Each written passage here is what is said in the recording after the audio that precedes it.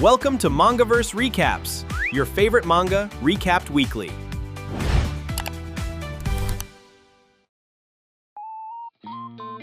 We open on a gentle, sun-soaked memory and a single quiet phrase that haunts this whole story.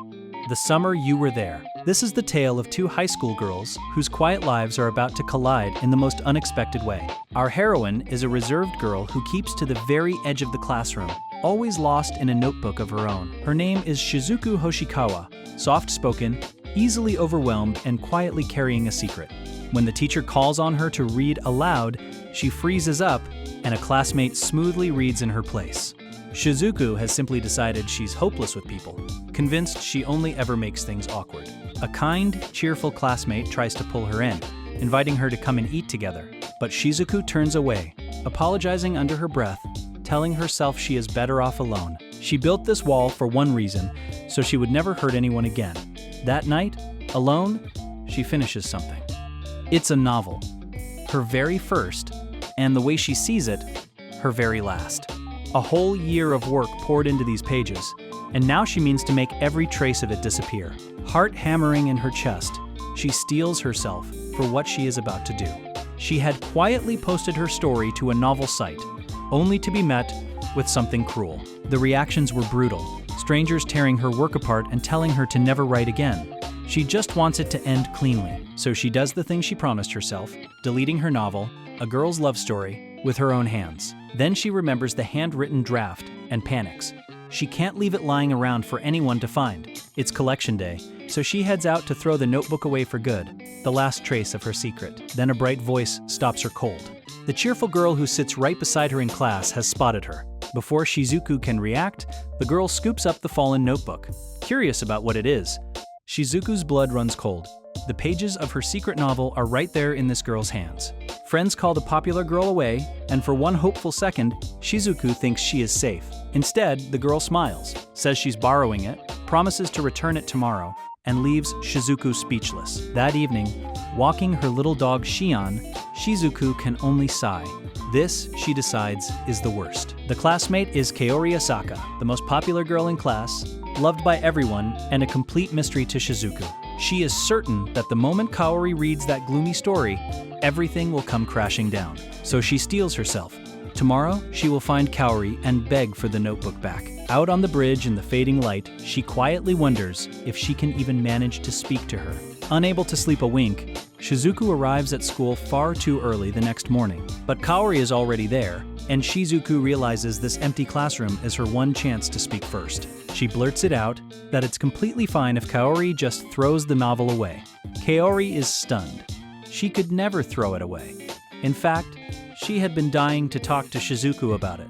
Eyes shining, Kaori tells her the novel was amazing, beautifully written, and deeply moving despite its sadness. Shizuku can't believe it. Surely she's confusing it with someone else's work. Her own story is just an embarrassing mess. But Kaori takes her hands and insists she is not mistaken. The story truly touched her heart. She describes the final scene, two girls holding hands in their last moments together, and admits it made her cry. There wasn't a trace of a lie in her words. The novel Shizuku wanted to erase had become precious to someone else.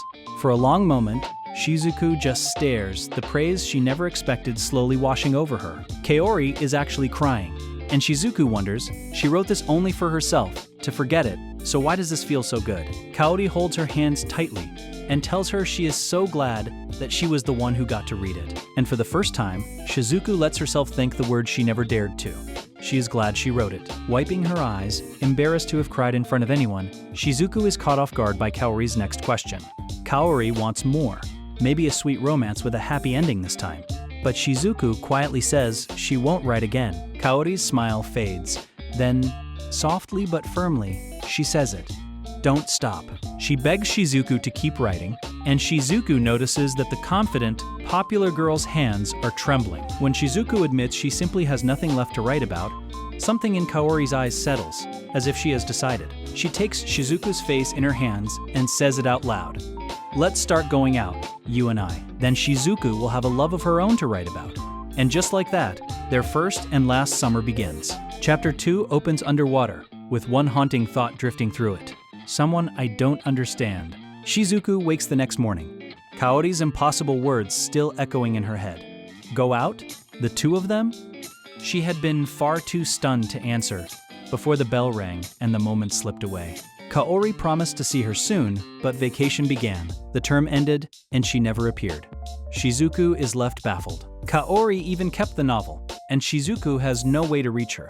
With a sigh, she decides to take her dog for a walk. And there she is, Kaori, beaming on her doorstep, thrilled to have finally tracked her down. Shizuku's lively older sister rushes out to greet the adorable visitor, as Kaori cheerfully introduces herself. Kaori instantly wins over Shizuku's older sister, who happily invites the charming guest inside. In her room, Kaori guesses this is where the stories are born, and Shizuku grows uneasy. How did this girl know where she lives? Kaori brushes it off as a coincidence, but Shizuku can't believe anyone would go to such lengths for her. Kaori teases that Shizuku wears every feeling on her face, then steers them back to yesterday's bombshell. Shizuku argues she isn't needed. There are countless romance novels out there, and far better girls to date. Kaori answers simply. Out of everyone, Shizuku is the only one she cares about. She lays out her reasons. She wants more of Shizuku's writing, she's curious about her, and she wants to try this thing called love. But Shizuku still can't tell how serious any of it really is, and she admits as much. She blurts that dating without real feelings is just children playing pretend, then instantly regrets showing this sharper side. Kaori only smiles. Fine, she says. Then let's call it a game of pretend. She sets one rule. They'll play at being lovers only until summer vacation comes to an end. When Shizuku asks what two girls would even do as a couple, Kaori says that's exactly the point. A secret summer, two girls alone with no one watching. Kaori insists it would make a wonderful story. Shizuku still doesn't trust her, but every objection slides right past Kaori, who says it doesn't matter, it's only a game. Cunning as she is, Kaori has found Shizuku's weak spot. Worn down at last, Shizuku agrees, just for the summer. Delighted, Kaori suggests they swap contact info, and Shizuku is left puzzled by how genuinely happy this girl seems. The next morning, Shizuku oversleeps, drained from sleepless nights, when her phone suddenly begins to buzz. It's Kaori, thrilled that she finally answered, bright and far too loud on the other end of the line. She'd come all the way over because Shizuku wasn't reading her messages. Worried that something had happened, their story moves to a quieter stage now, the library, and the things they each secretly love. Kaori announces she intends to visit every single day, because isn't that what couples are supposed to do? Still unsure what this pretend romance even means, Shizuku mentions she'd planned to spend the day at the library. Kaori lights up and insists on tagging along. She loves libraries. And Shizuku realizes there's no escaping her.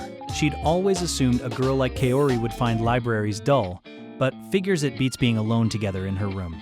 At the library, Kaori breathes it all in a little too loudly, earning a gentle hush from Shizuku. Then Kaori points out a new release by one of Shizuku's favorite authors, having noticed the books back in her room, and she drops a quiet bombshell. She loves that author too. Shizuku's shock only makes Kaori giggle. She did say she was a reader after all. It slowly dawns on Shizuku that a girl who loved her dark little novel might truly appreciate all kinds of stories. They trade titles back and forth, and Kaori smiles at the very first time she's seen Shizuku's face light up. Caught off guard that Kaori knows such an obscure author, Shizuku feels her guard slip for just a moment. Kaori presses a long book series into her hands, thrilled when Shizuku finally agrees to give it a try. They keep swapping recommendations, and it's clear that Kaori has genuinely loved novels all along, which only deepens the mystery. Why is she so eager to read something written by someone like Shizuku? Lost in the pages, Shizuku looks up to find the evening already gone. It's been ages since a book held her like this. She watches Kaori read across from her, completely absorbed, and something flutters unexpectedly in her chest. As the day winds down, the two gather their books to borrow and reluctantly head home, hours having slipped away. Outside, Kaori beams and asks for another library date, but Shizuku admits the whole thing felt a little anticlimactic. Turns out, Shizuku assumed the couple would do something more, and Kaori laughs, promising she has no such intentions. Just being by her side is enough, Kaori says. And Shizuku quietly wonders if she's even allowed to stand beside someone. A short interlude at home. Late one night, Shizuku's sister knocks softly on her bedroom door. She's brought leftover morning glory seeds from class. The blue ones, in case Shizuku might want to plant them. Shizuku asks if she can pass them to a friend instead. She wants to plant them together with someone. Her sister gently worries she's been overdoing things lately, but Shizuku insists that every day is simply fun now. Chapter 4. Alone at her desk, Shizuku writes, still haunted by the girl she cannot begin to figure out. A week into their so-called relationship, Kaori begs over the phone to go somewhere new, the aquarium. She tempts her with cool air on a sweltering day and even offers to pay, but Shizuku keeps finding reasons to hesitate. Shizuku finally admits she has nothing to wear and tells Kaori she should just go with someone else. Kaori simply agrees and hangs up, leaving Shizuku anxious that she's upset her, that no one would enjoy her company anyway. Fretting that she's hurt Kaori's feelings, Shizuku opens her door the next morning to find her standing there with a huge bag. Kaori had stopped by the station shops and bought her a whole outfit. Clothes, shoes, even a hair clip, all as a gift. Wear them on our next date, she says, countering every excuse instantly. There's clearly no slipping away from this girl. Shizuku wonders how Kaori can afford all of this, then remembers she has a small gift of her own to give. She offers the morning glory seeds and suggests they grow them together through the summer in Kaori's garden. At Kaori's home, they get permission to plant the seeds in the garden that very day. Kaori's family is warm and welcoming, and Shizuku quietly notices how kind they are, much like her own mother and sister. Yet she can't help wondering how close she's even allowed to be with her family. Afraid she would only become a burden, together they press the seeds into the soil and clasp their hands, silently wishing for the flowers to bloom. Morning glories take a month or two, meaning they'll blossom right as the new term begins, when this pretend romance is set to end. Then Kaori suddenly sways and stumbles, brushing it off as standing up too fast. But Shizuku catches the flicker of worry. Kaori quietly asks if they can stay like this just a little longer, leaning into Shizuku's arms. Shizuku notices her warmth and her gentle scent, and for a long moment, neither of them moves. A cheerful call breaks the spell, Watermelon is waiting inside, and Kaori insists she is perfectly fine now. Just like that, the strange mood vanishes, and Kaori is her bright self again, leaving Shizuku quietly unsettled. Aquarium day arrives, and Shizuku waits awkwardly in her gifted outfit, scanning the crowd for Kaori. Kaori is delighted to see her wearing it, telling her she looks lovely, and Shizuku's heart skips a beat. Chapter 5. On the train, a quiet wish hangs in the air between them. I want to tell you everything. The aquarium is packed for the summer holidays, but Kaori has already arranged the tickets ahead of time. Uncomfortable taking so much, Shizuku insists on paying her own half. She wants things between them to be fair. Inside, Shizuku admits she's hardly ever been somewhere like this and realizes she'd unfairly assumed Kaori had. In the press of the crowd, Kaori suddenly slips her hand into Shizuku's, saying it's safer this way. Holding hands makes them feel more like a real couple. She smiles. And good material, after all, for Shizuku's next story. Drifting past the tanks, Shizuku quietly admits she doesn't feel like writing anymore, yet something still tugs at her. Side by side before a vast, glowing tank, their hands linked, the two watch the fish drift slowly by. Kaori marvels at how beautiful it all is, and for once, Shizuku finds herself quietly agreeing. Then Kaori softly asks if, just for today, she might call Shizuku by her first name. Shizuku lets her, puzzled by the sudden warmth, as Kaori pulls her off toward the jellyfish. Among the glowing jellyfish, Shizuku remembers a novel she once read with an aquarium scene just like this. They really do look like a couple, she thinks, picturing how she'd write it before reminding herself she's done writing. At the show hall, Kaori slips off to the restroom and asks Shizuku to save their seats. She's gone a long while, and by the time she returns, the whole afternoon has quietly slipped away. Time flies when you're having fun, Kaori says.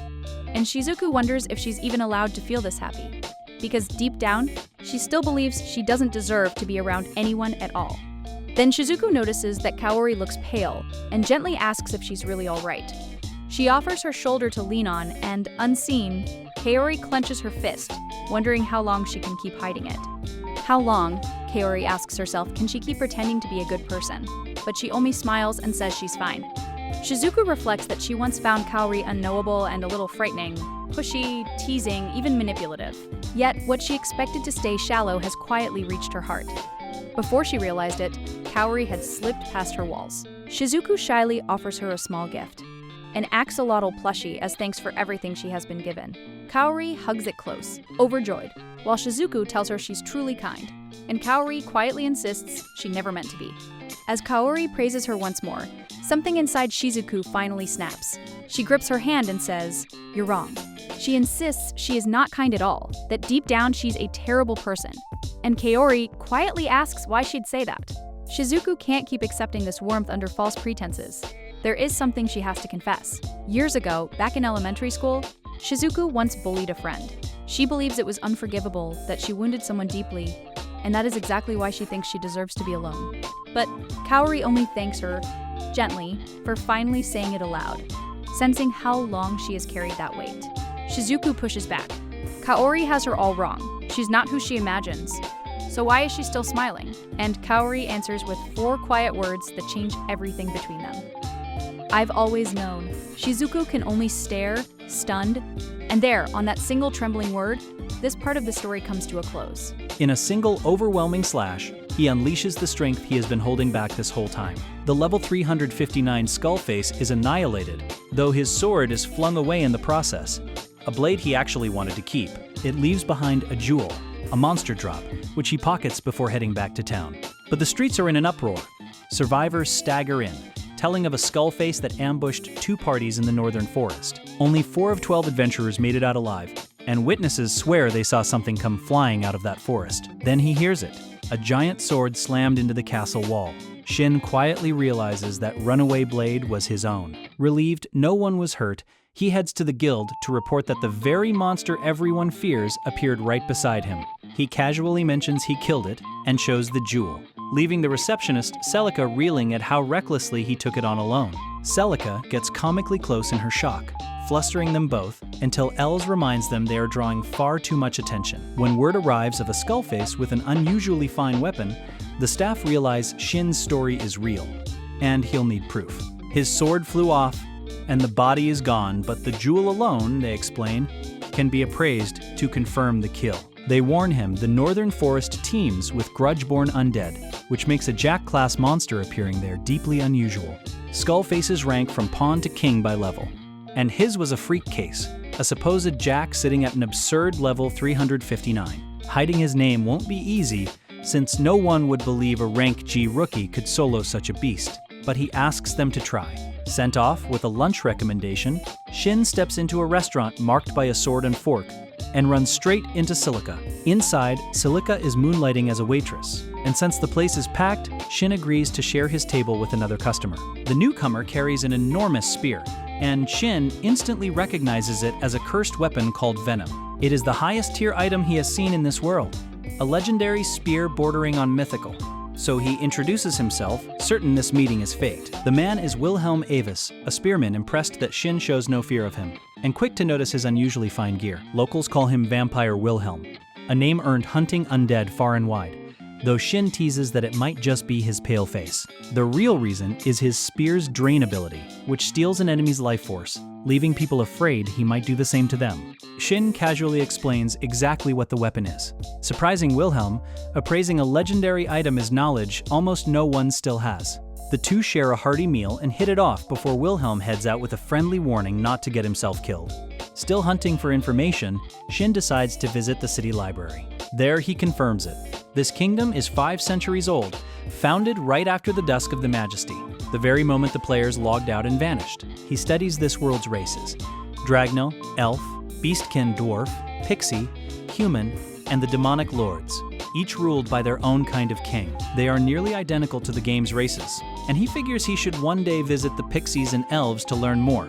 Meanwhile, the kingdom's leaders gather over the Skullface incident, baffled that a mere newcomer claims its weapon and armor were nothing special. A Jack-class monster at level 359 is as dangerous as a king, so the submaster, Kylie, has already sent an investigator to confirm it. They debate whether it was truly an emergency and turn to the city's oldest safeguard, its protective barrier. The First King's barrier keeps powerful monsters out and stops mana from pooling, but with Skullfaces more active at night, they raise the alert. Before closing, one knight presses for details on the weapon and the mysterious adventurer who has asked to remain anonymous. The blade is described as a wholly enchanted masterwork rivaling the kingdom's own treasured sword, and they suspect it is the very blade that flew into the castle. The thought of someone strong enough to fell such a monster unsettles them, while across town Shin still struggles to gather information. A little tiger beastkin girl snatches a bite of his snack, then beams and thanks him. Her name is Millie. They hit it off, but as Shin offers to walk her home, Wilhelm reappears. It turns out he looks after Millie, an orphan who loves sneaking out. Wilhelm notes how rare it is for the shy Millie to take to anyone, and gets ready to walk her back home. But before they part, Millie quietly begs Shin for one thing. Please help the fox in the northern forest. Back in his room, Shin can't bring himself to ignore her plea and decides he'll look into it, stopping by the moon shrine on the way. The next day, Tierra lights up to see him return. The awkward night's nowhere in sight. The two finally remember the messages they each forgot, and Shin lays out Blue Moon, Shini's personal weapon. Tierra explains such weapons can be bound to a single owner, which is why some ruin-found gear can't be used by anyone at all. She appraises his own blade, a fearsome chimera-forged sword, and warns of the heavy penalties for wielding a weapon beyond one's strength. She's rattled that he keeps casually producing legendary items, but Shin admits it's all to test whether Shine still remembers him. Shine never cared for treasures before, so he hands Tierra magic message cards, asking her to relay any reply that comes. Her own cards mysteriously won't send, so she happily takes a few of his spares for her studies. She's set on becoming a magician, and the trade leaves them both pleased as he prepares to make contact. Following Millie's vague directions, Shin heads deep into the northern forest, careful to avoid the guild's patrols. A voice in his head warns him over and over to leave, a barrier meant to turn intruders away. But his mind is far too strong to bend. Pushing through, he finds a quiet fox shrine at the barrier's heart, eerily familiar though he can't place it. As he steps inside, a sharp cracking sound echoes through the air. Within the shrine sits a magic circle and a single white fox, faint and unmoving. The creature is poisoned, cursed, and barely clinging to life, so Shin immediately pours an elixir into it to heal its wounds. That noise, he realizes, was the barrier breaking, and his own protective skills, just like in the game, refuse to work here. He recognizes the place at last. This is the elemental Tails realm, and the dying fox is no ordinary beast. Then they come, nearly 100 Skullfaces pouring in, trading quality for sheer overwhelming numbers. Shielding the fox, Shin meets the horde head-on, carving through the undead with sweeping strikes. Surrounded on all sides, he unleashes Spark Blossom, a burst of light blooming outward to scatter the closing skulls. Bones shatter under the blast, yet still more crawl up from the ruin. There is always plenty more where that came from. Refusing to be buried, Shin sweeps through the last of them with quick, surgical strikes until the field finally falls silent. All done. But his map pings with fresh signals where nothing stood a moment ago, and 2 stone fox statues begin to stir. Stone cracks and splits as something massive forces its way free, a single, cold eye opening within the dust. 2 enormous beasts emerge, towering pale guardians that fix Shin with hungry, hollow stares. Watching their twisted forms loom over him, Shin admits uneasily that he does not remember this part of the dungeon at all. Analyzing them, he learns they are afflicted golems, guardians built as challenges, now warped by some unknown infection. The first beast lunges with a thunderous roar, jaws snapping shut barely a breath from where he stood. The creature is fast, and because Shin cannot tell which of them is the real target, he refuses to let it slip away.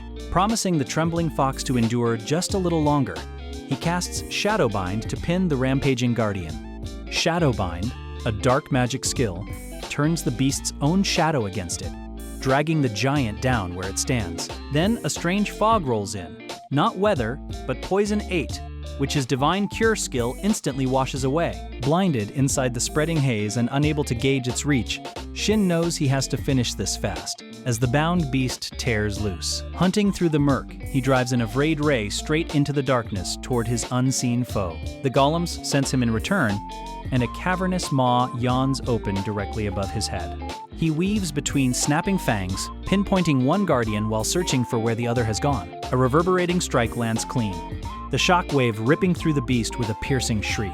Even gravely wounded, it forces itself upright. Clearly, these things will take far more than a single hit. His night vision fails him in the fog, but the little white fox he saved stirs, sensing something close by. It guides him to a magic circle inside its shrine where the poison cannot reach, urging him to step within. From the safety of the shrine, the trick becomes clear, and though the golems finally notice him, it is already far too late. Hand outstretched, Shin invokes Arc Bind, the strongest light magic restraint, and Chains of Radiance seize both beasts at once. With the guardians locked in place, he levels his spear and calls Calamity Piercer. It's over now. The thrust erupts in a spiral of force, tearing clean through the bound foxes in a single devastating blow. A lance of brilliant light pierces the last guardian, its massive frame coming apart against the dark. The battle ends, yet surveying the shattered, miasma-stained ground, Shin admits the damage here is genuinely bad. The poison fog has cleared, so he resolves to report the Skullface swarm to the guild, and then a tiny voice yips at his feet. The little white fox he rescued is perfectly fine now, and Shin realizes how far events have drifted from the game he once knew. Analyzing the cub stuns him. It registers as an elemental tail, level 211. Elemental tails, the legendary nine-tailed foxes, rank among the strongest monsters alive. Yet here is one as a helpless cub. Walking back beside a glittering lake, Shin glances down to find the fox trotting loyally at his side. When he asks if it truly wants to come along, the cub yips yes, and he accepts his unlikely new companion. Back near the guild, he decides to make it official, proposing that the two of them form a taming contract. He recalls that Kashmir, one of the 6 devas, once taught him taming, the bond sealed between a tamer and a monster. A high enough contract can even hide a partner's level and race, so he kneels and offers his hand to the fox. Light blooms between them as Shin speaks the vow, a wish to walk together, and the pact takes hold. With the contract formed, he settles on a name for his partner, Yuzuha, ready to swap it if the cub proves male. A message chime interrupts them. Fragments of the old system still work, and it is word from Tierra back in town. He fires off a reply, asks her to relay a note to Shni, then heads for the guild with Yuzuha perched on his shoulder. Wilhelm warns that tamed partners are the owner's responsibility, and that greedy folk love to provoke or steal rare monsters. Shin fills out the registration, confirms Yuzuha's contract mark, and finishes up as wide-eyed townsfolk point at the little fox. At the guild desk, the twin receptionists, Silica and her sister, bicker comically over which of them gets to take his report. Once they settle down, Shin recounts wiping out roughly 100 Skullfaces in the northern forest. These were only ordinary pawns and jacks, far weaker than the jack he faced before, all swarming a barriered building. He mentions the magic circle inside the shrine, but keeps Yuzuha secret. The guild promises to investigate the site. Turning in the herbs he gathered, he's stunned to learn a stray blade of gemgrass is worth a full platinum coin. Gemgrass is a tier 4 material able to regrow lost limbs. Legendary stuff. Yet to Shin, it was just roadside weed. Needing one more leaf to finish the job, he scans the board and spots a quiet request from the East District Church Orphanage. The unranked posting feels oddly shady, but since the Beastkin girl Millie lives there, he decides to go take a look. At the church, a weary nun greets him, and Shin explains he has come to ask about the posted request. He also wants to check something about Yuzuha and to follow up on the strange thing Millie said the day before. When Millie is brought out, she lights up instantly, clinging to Shin so warmly that the nuns soften toward him. The head sister, Thoria Sulias, thanks him for answering Millie's plea, and Yuzuha offers the girl a grateful little yip. Reading that he must carry a certain skill, Thoria decides she can trust him and prepares to explain the real request. She asks him to find and teach someone a specific ability, and Shin guesses correctly that it is the rare Purify skill. He grumbles that it's a hassle, then admits he does know how it could be inherited, leaving her stunned. Refusing money, he sets his own terms. Time to name a price, the right to learn about Millie's power, and total secrecy about himself. The sister hesitates, wary of revealing a child's gift to a stranger who only just walked through the door. But Millie and Yuzuha both vouch for him, insisting earnestly that Shin is someone she can trust. Won over, Thoria reveals Millie bears the title Star Chanter, and that her visions have all come true. It is precognition. Millie witnesses fragments of the future, which is exactly why she begged for help in advance. Such a gift makes her a target, so guardians like Wilhelm watch over her, while Sister Rashia is groomed to inherit Purify. The orphans swarm to pet Yuzuha, leaving Shin oddly deflated as Millie cheerfully wishes him good luck. Thoria notes the children can't warm to a stranger so fast, especially after recently losing someone, so Shin sends Yuzuha to mingle. The clever fox trots over and charms every child at once, and the kids forget all about him, a terrifyingly easy victory she clearly planned. Composing himself, Shin introduces himself and Yuzuha to the shy young nun Rashia, warning the kids not to tug the fox's tail. Rashia surprises him with a quiet, anxious question. Is he really here to save them? She explains the orphanage itself may soon vanish, threatened not by monsters, but by people within the church. A new priest set to take over the parish intends to shut the orphanage down for his own gain. The children plainly loathe the man, and when Shin asks what he's like, One bluntly calls him a greedy pig. That says enough.